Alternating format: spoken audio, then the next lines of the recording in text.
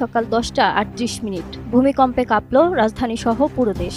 আবহাওয়া অফিসের তথ্য অনুযায়ী রিক্টার স্কেলে যার তীব্রতা ছিল 5.5 থেকে 5.7-এর মধ্যে।